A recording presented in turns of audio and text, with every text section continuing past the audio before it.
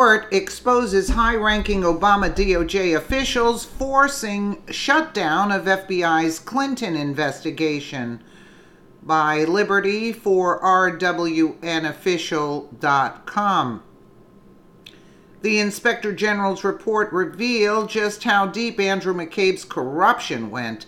The IG report revealed that McCabe tried to actively use his position with the FBI to influence an ongoing investigation into the Clinton Foundation during a time when Hillary Clinton was actively running as the Democratic nominee for President of the United States. Can you say conflict of interest, boys and girls? The focus of this portion details a phone call from a high-ranking Justice Department official, James Wettig, who received a phone call from McCabe.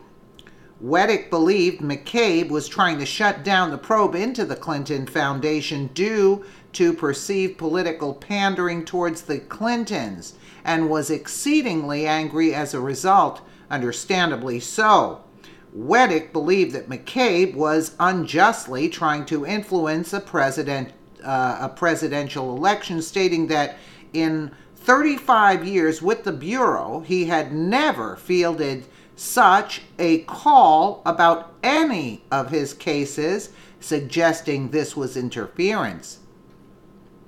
Wettig stated, "It is bizarre, and that word can't be used enough, to have the Justice Department call the FBI's deputy director and try to influence the outcome of an active corruption investigation. They can have some input, but they shouldn't be operationally in control like it appears they were from this call." Although the Inspector General report did not identify the official sources, at both former FBI and Justice Department officials identified him as Matthew Axelrod, who was the Principal Associate Deputy Attorney General, the title the IG report did use. As it was, McCabe thought the call was out of bounds. He told the Inspector General during August 12th, 2016 call, the Principal Associate Deputy Attorney General expressed concern about FBI agents taking overt steps in the Clinton Foundation investigation during the presidential campaign. According to McCabe, he pushed back, asking, "Are you telling me that I need to shut down a validity predicated investigation?" The report said, "McCabe told us that the conversation was very dramatic, and he never had a similar confrontation like the PADAG call with a high-level department official in his entire FBI career." A footnote to the report. In a footnote to the report, the Inspector General says the justice official agreed with the description of the call, but objected to seeing that the Bureau was trying to spin this conversation as some evidence of political interference, which was totally unfair. Both the Federal Register and Justice Department document at the time identified Axelrod as the Principal Associate Deputy Attorney General. His LinkedIn page said he held that position from February 2015 through January 2017. As the election approached, questions surrounded McCabe's objectivity with regards to the Clinton probe. His wife, running for a state Senate seat in Virginia in 2015, had accepted a nearly $700,000 donation from an organization linked to Virginia Governor Terry McAuliffe, a longtime confidant. McAuliffe chaired Hillary's 2008 presidential campaign. McCabe eventually recused himself from the Clinton investigation just 3 weeks before Election Day. You run the risk of more publicity by going to the field, Hoskow said. "If I am that agent and I've been told to shut down something I've been working on, I'm screaming bloody murder." Axelrod quit the Justice Department on January 30th, 2017, the same day his boss, Deputy Attorney General Sally Yates was fired by President Trump for refusing to defend his travel ban executive order. He is now a lawyer in Washington, D.C., office of British law firm Linklaters, who put this guy up to his attempts to shut down an investigation with the FBI.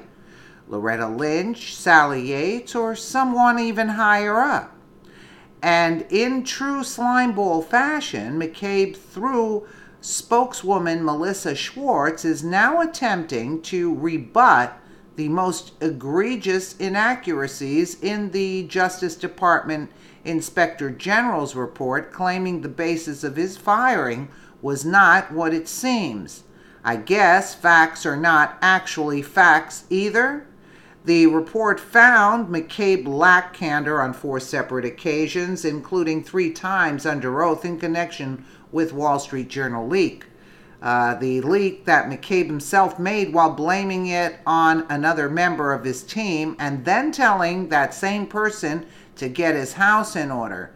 Melissa Schwartz here, for weeks to the day after his termination, the Office of the Inspector General report that was the basis for the firing of FBI Deputy Director Andrew McCabe is finally public. The most egregious inaccuracies in the report are available at, Melissa Schwartz, the spokeswoman for McCabe, notes the release of the reports was fascinating and shared to Twitter. 2-page fact sheet pushing back on some of the IG report's findings. 4 weeks to the day after his termination, the Office of the Inspector General report that was the basis for the firing of FBI Deputy Director Andrew McCabe is finally public, she said, while sharing on Twitter a 2-page fact sheet pushing back on some of the IG's report's findings, or as Schwartz called them, egregious inaccuracies. Andrew McCabe's interaction with the Wall Street Journal, which by FBI rule and practice he was fully authorized to do, was not done in secret. It took place over the course of several days, and others knew of it, including Director Comey, she said in a separate tweet. Facts Matter by Danny Chaitin on whatever, according to the Washington Examiner, the genesis of the report swirls around the leak of sensitive information to the Wall Street Journal that pushed back against an October 2016 report about large donations McCabe's wife received from Democrats during her bid for the Virginia Senate. The IG finally determined that as Deputy Director McCabe was authorized to make the disclosures if they fell within the public interest exception, since the Justice Department and FBI prohibit such a disclosure of an ongoing investigation. However, we concluded that McCabe's decision to confirm the existence of the Clinton Foundation investigation through an anonymous source, quote, recounting the content of a phone call with a senior department official in a matter designed to advance his personal interests at the expense of department leadership, was clearly not within the public interest exception.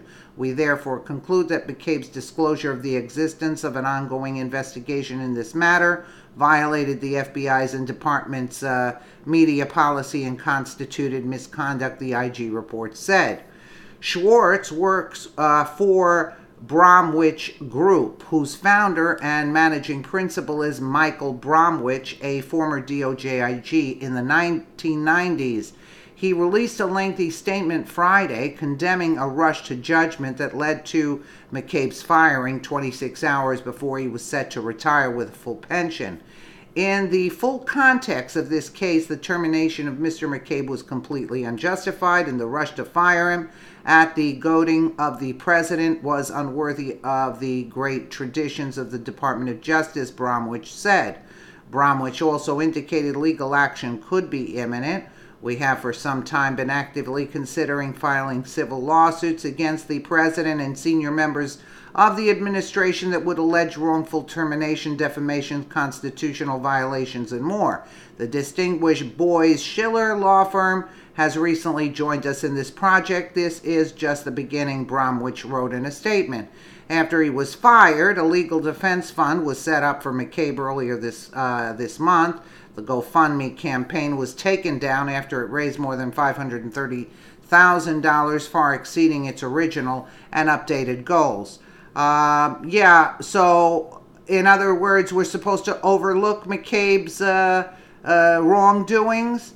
I mean, who wrote this article? Is this a conservative article, or is this a liberal article? Because the way it's written, it certainly gears towards that. We already knew about this. So what if they file a lawsuit? First of all, there are the text messages to McCabe, that insurance policy in Andy's office. So what is this article saying? I have no idea. We all knew about the donation he took. McCabe was compromised. Bottom line, he took $700,000 to his wife's,